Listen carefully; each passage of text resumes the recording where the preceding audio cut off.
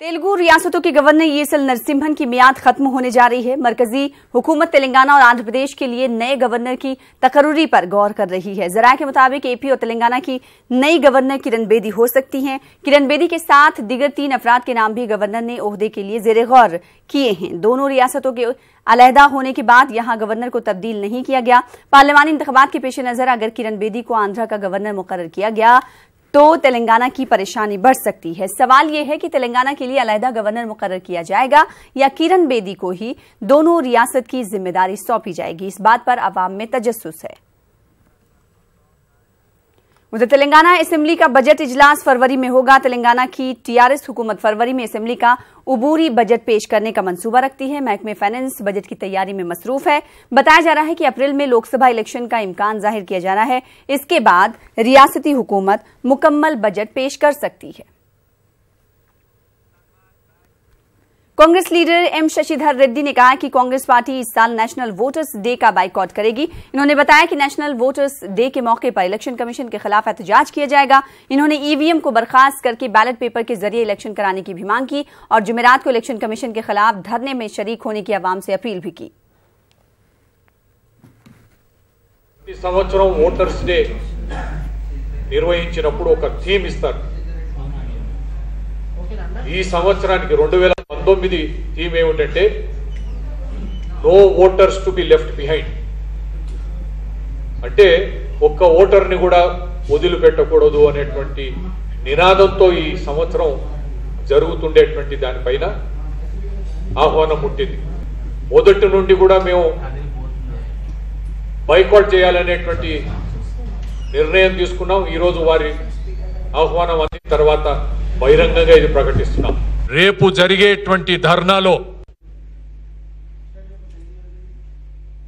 ఎన్నికల సంఘం ఏ విధంగా వైఫల్యాలు చెందిందనేటువంటి దానిపైన ఉన్న విషయాలన్నీ కూడా రేపు చెప్పడం జరుగుతుంది। Congress party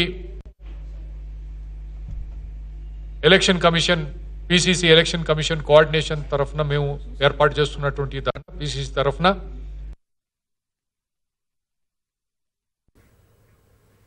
Congress leader we Hanumant Rao ने ईवीएम की सख्त मुखालिफत की है। उन्होंने आने वाले पार्लियामानी इंतखाबात को बैलेट पेपर के जरिए कराने की मांग की है और इलेक्शन कमीशन के खिलाफ जुमेरात को होने वाले धरने को कामयाब बनाने की भी अपील की। మరి జేఏసీ గాని ఆల్ పార్టీ వాళ్ళు రేపు ధర్నా చేస్తాం।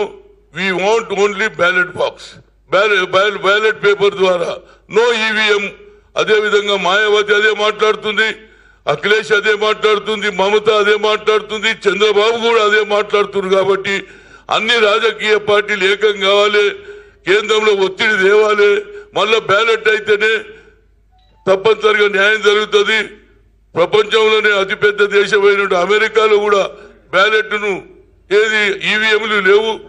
25 to 30 ఇలిటరసీ ఉన్న మన భారతదేశంలో ఎందుకు ఈ ఈవీఎంలు बैलेट पेपर द्वारा ఎన్నికలు జరగాలని రేపు ధర్నా ఉన్నది। ధర్నాలో అందరూ కూడా పార్టిసిపేట్। चंद अफराद जानबूझकर ईवीएम से मुतालिक गलत बयानबाजी कर रहे हैं। तेलंगाना के चीफ इलेक्शन अफसर रजत कुमार ने इस तरह की बेबुनियाद बातों पर तवज्जो न देने की आवाम से अपील की। हैदराबाद में मुनक्किदा कुल-हिंद सनती नुमाइश में वोट से मुतालिक शऊर बेदार करने के लिए इलेक्शन कमीशन की जानिब से स्टॉल लगाए गए हैं। तेलंगाना सीईओ रजत कुमार ने इलेक्शन कमीशन के स्टॉल का इफ्तिताह किया। इस मौके पर उन्होंने कहा कि साबिक में ईवीएम को टेम्परिंग से मुतालिक शुबहात जाहिर किए गए थे, जिसके बाद वीवीपैट के तरीक़ेकार को लागू किया गया।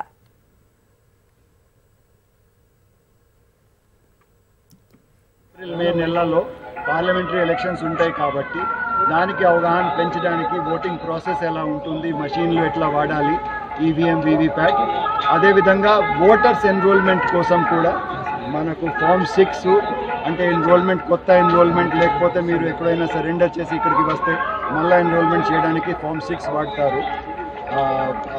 నాన్ రెసిడెంట్ ఇండియన్స్ కోసం అదే 6A ఫామ్ ఉంటుంది।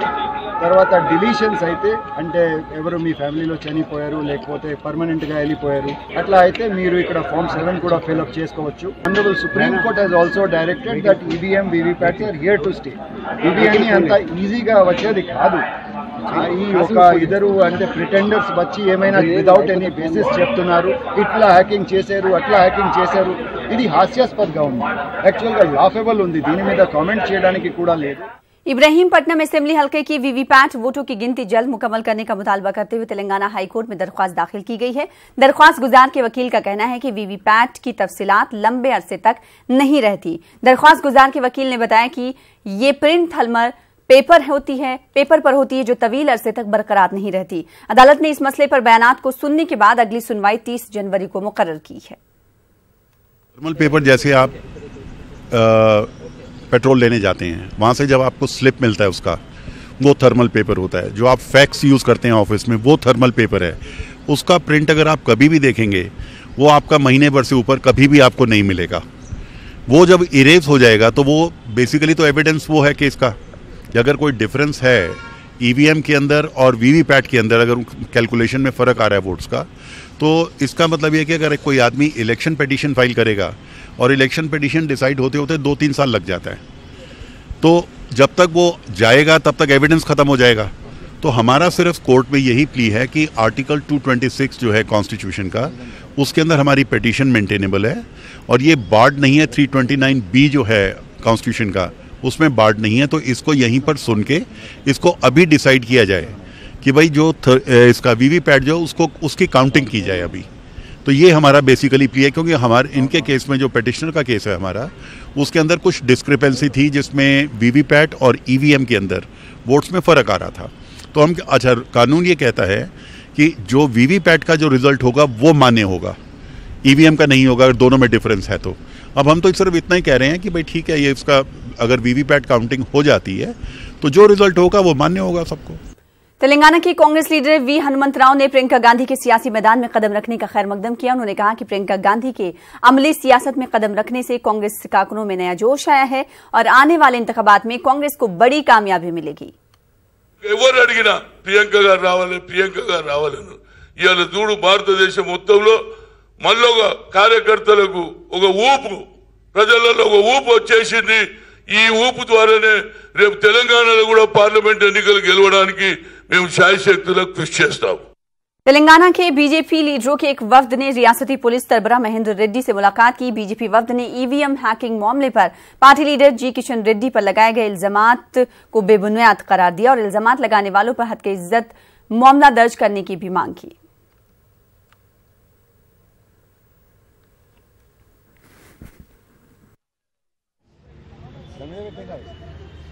వారి తరఫు నుంచి ఒక కంప్లైంట్ డీజీపీ గారికి కాన్స్పిరసీ కింద 120B, డిఫేమేషన్ 500 IPC, అదేవిధంగా 67 IT యాక్ట్, దాంతోపాటు 153A రెండు వర్గాల మధ్యన విద్వేషాన్ని సృష్టించేటటువంటి ప్రయత్నం చేశారు. కాబట్టి వారిపైన వెంటనే చర్య తీసుకోవాలి, క్రిమినల్ కేసు బుక్ చేయాలని చెప్పేసి డీజీపీ గారిని ఈరోజు భారతీయ జనతా పార్టీ బృందం కలవడం జరిగింది.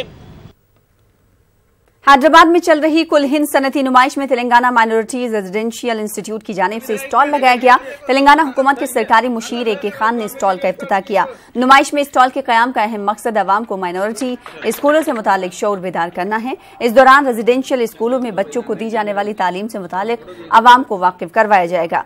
ए.के. खान ने मीडिया से बातचीत करते हुए कहा कि 3 साल कबल वजीर आला के चंद्रशेखर राव ने रेजिडेंशियल स्कूलों को शुरू किया था.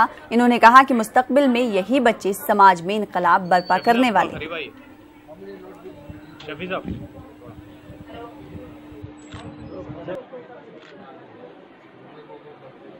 तेलंगाना रियासत के जानिब से जो Telangana minority residential school institution society जो शुरू हुई है, इसके तहत 206 स्कूल जो अजलाओं में शहर हैदराबाद में इसको हम लोग हैंडल कर रहे हैं. यहाँ पर किस किस्म की तालीम और तरबियत बच्चों को दी जा रही है और किस तरह के फैसिलिटीज़ सहूलतें इनको दी जा रही हैं बच्चों को, इनकी ग़िज़ा कैसा उसका इंतज़ाम होता है, नोटबुक्स हो, किताब हो, इनका सिलेबस कैसा होता है, इन सब चीज़ों पर एक अंडरस्टैंडिंग लाने के लिए आवाम के अंदर और किस तरह ये स्कूल्स कामयाब चल रहे हैं, इस बात को हर एक के जहन में उतारने के लिए हम लोग ये स्टॉल इस साल यहाँ पर शुरू करे हैं।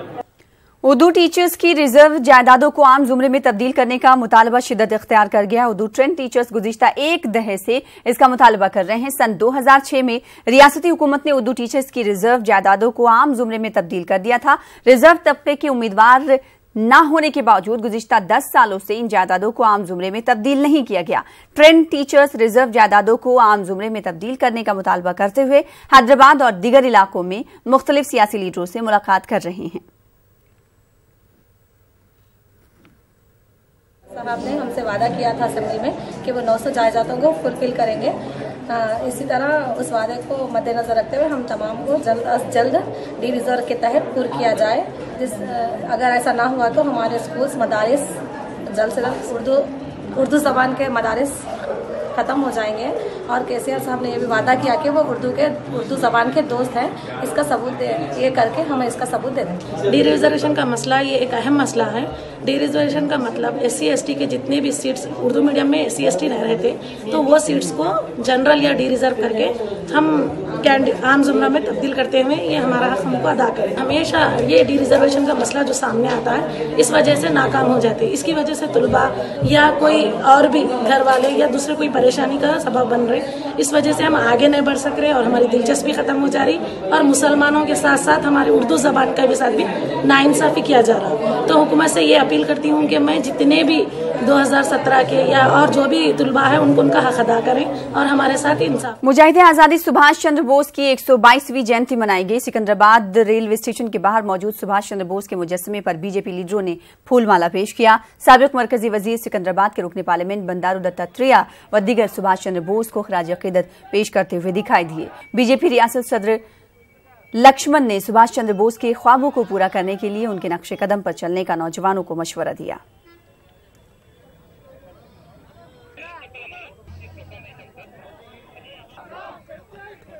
हैदराबाद के मशहूर खान लतीफ खान एस्टेट की 5वीं मंजिल पर भयानक आग लग गई। इस फ्लोर पर मौजूद एक प्राइवेट कंपनी एडवांटेज 1 का दफ्तर मुकम्मल जलकर खाकस्तर हो गया है। इस मंजिल पर मौजूद तकरीबन 300 मुलाजमीन बाहिफाजत बाहर निकाले गए और 7 अफराद जिन्हें धुएं की वजह से नीचे उतारने में मुश्किल पेश आ रही थी, फायर डिपार्टमेंट के अमले ने बाहिफाजत इन्हें नीचे उतारा। जद्दोजहद के बाद आग पर काबू पा लिया गया है। पुलिस ने मुकदमा दर्ज करते हुए तहकीकात का आगाज कर दिया है।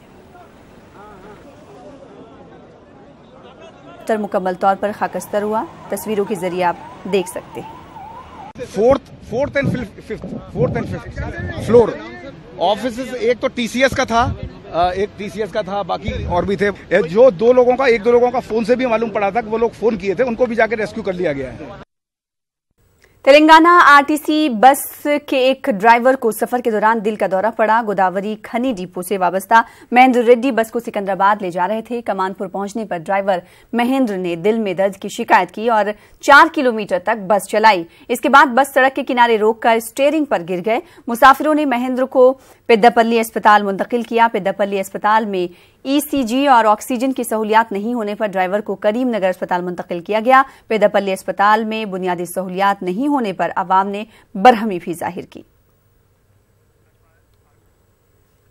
उधर सिकंदराबाद कंटोनमेंट के सफाई मुलाजमीन सड़कों पर आ गए हैं। गुज़िश्ता 2 माह की तनख्वाह अदा करने का मुतालबा करते हुए तकरीबन 500 से ज्यादा मुलाजमीन सड़कों पर आए। एहतजाजी मुलाजमीन का कहना है कि आला अहदेदारों की लापरवाही के सबब वो आज तनख्वाहों से महरूम हैं। एहतजाजी मुलाजमीन ने मसाइल हल न होने की सूरत में एहतजाज में शिद्दत पैदा करने की धमकी दी। कंटोनमेंट के एहतजाजी मुलाजमीन को CITU ने भी अपनी तायीद का ऐलान किया। आंध्र प्रदेश कांग्रेस के इंचार्ज ओमन चंडी ने कहा है कि आंध्र प्रदेश में कांग्रेस तेलुगु देशम या दिगर किसी जमात से इत्तेहाद नहीं करेगी। उन्होंने कहा कि कांग्रेस AP के तमाम असेंबली और पार्लियामेंट हलकों से अपने उम्मीदवारों को इंतखाबी मैदान में उतारेगी।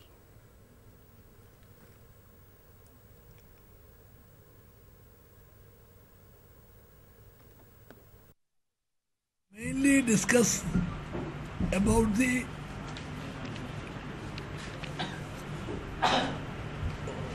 coming assembly parliament elections. We have decided to contest all the assembly seats, 175 assembly seats, and all Lok Sabha seats 25 Lok Sabha seats we have decided to contest, and we have decided to form all the committees, including the election committees. As per the AICC direction, we have to nominate 7 committees. We will give the list of the members of the committee to the AICC for approval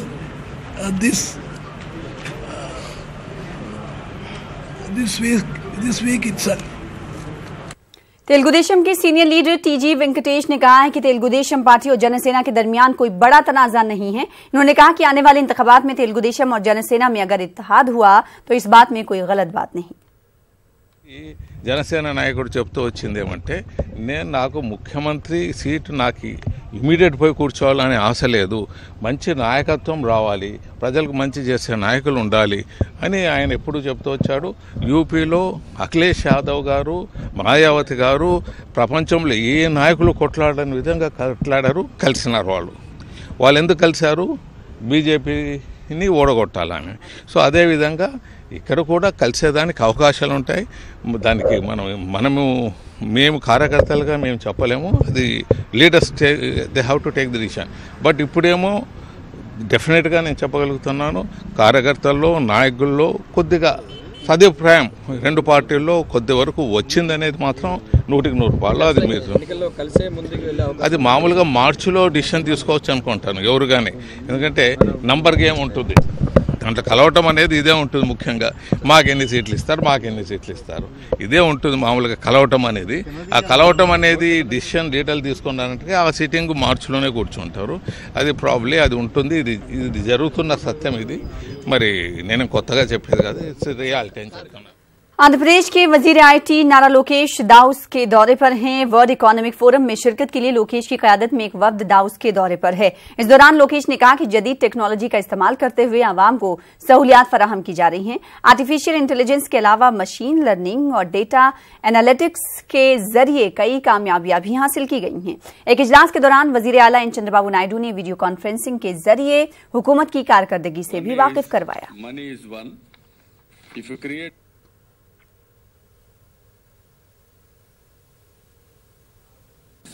There are all different type of technologies and equipment. Finally, I want to go for traceability. Even it may be aquaculture, it may be horticulture, it may be livestock, it may be agriculture. That is the day we are reaching now with technology. So many breakthroughs are coming. If you bring this type of technology and also devices in a big way, it is going to help us. Even in Andhra Pradesh, we are having excellent ecosystem. 10 million women. Andhra Pradesh महकमे police में भर्ती से मुतालिक तहरीरी इम्तिहान के नतायज जारी किए गए हैं। तहरीरी इम्तिहान में जुमला 3,51,000 से ज्यादा उम्मीदवारों ने हिस्सा लिया था। 1,09,106 उम्मीदवार अहल करार दिए गए हैं। सिलेक्शन कमेटी के चेयरमैन विश्वजीत ने बताया है कि अगर कोई उम्मीदवार OMR शीट चाहते हैं तो इन्हें 1,000 रुपए जमा करने होंगे। OMR शीट के लिए दरख्वास्त दाखिल करने की आखिरी तारीख 25 जनवरी है।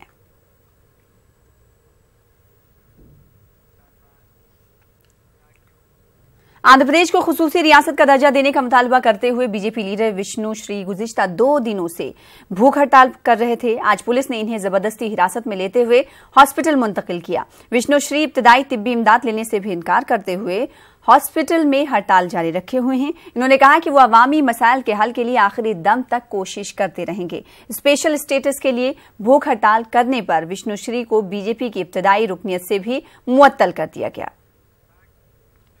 सर्दी से बचने के लिए ओढ़ी गई लिहाफ ने एक खातून की जान ले ली है और दिगर 4 अफराद की हालत नाजुक बताई जा रही है। विशाखापट्टनम के एक गांव में सर्दी से बचने के लिए एक खानदान के 5 अफराद ने गर्म लिहाफ इस्तेमाल की। इसके इस्तेमाल से दम घुटने से एक खातून हलाक हो गई और दिगर 4 की हालत नाजुक बताई जा रही है।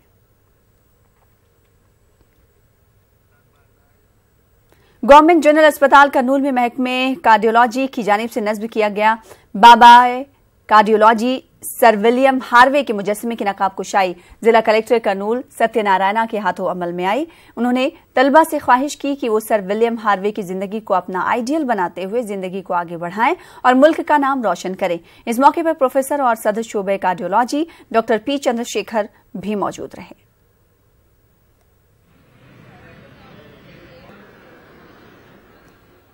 వైపు మనం జాగ్రత్తగా ఉండాలని, రెండో వైపు ఆ మహానుభావుడిని ఇన్స్పిరేషన్ తీసుకుని మన డాక్టర్స్ సర్వీస్ మోటో పెంచాలని, స్టూడెంట్స్ లాంటిటువంటి వాళ్ళు ఇంకా మిగతా వాళ్ళు యంగ్ జనరేషన్ ఎవరైతే ఉన్నారో వారి యొక్క స్ఫూర్తిని తీసుకుని వారు రాబోయే రోజుల్లో మంచి మంచి కెరియర్స్ సాధించడానికి ఉపయోగపడుతుందని చెప్పి ఆశిస్తున్నాం। रॉयल सीमा जर्नलिस्ट फोरम की जानिब से करनूल धरना चौक पर एक रोजा जंजीरी भूख हड़ताल मुनक्किद की गई। जर्नलिस्ट ने हुकूमत 2014 के इंतखाबात से कबल किए गए तमाम वादों को पूरा करने, बिलखुसूस जर्नलिस्ट को 3 बेडरूम वाला मकान फराहम करने का मुतालबा किया।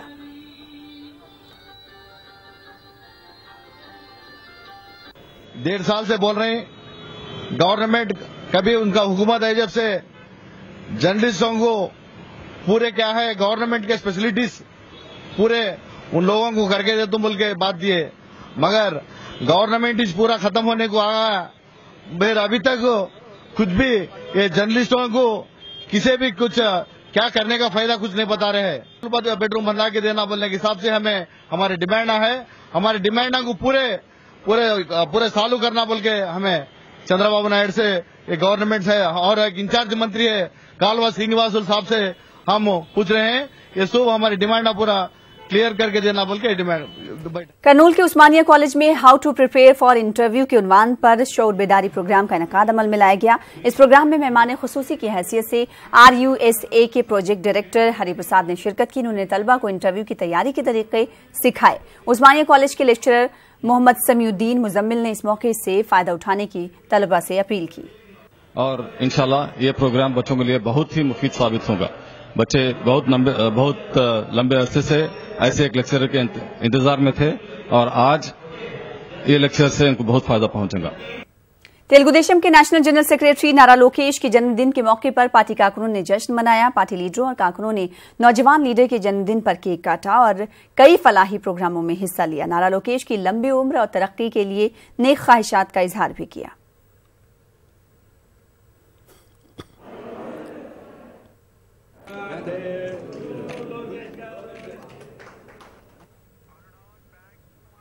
फिलहाल इसी के साथ इस बुलेटिन में इतना ही। आदाब।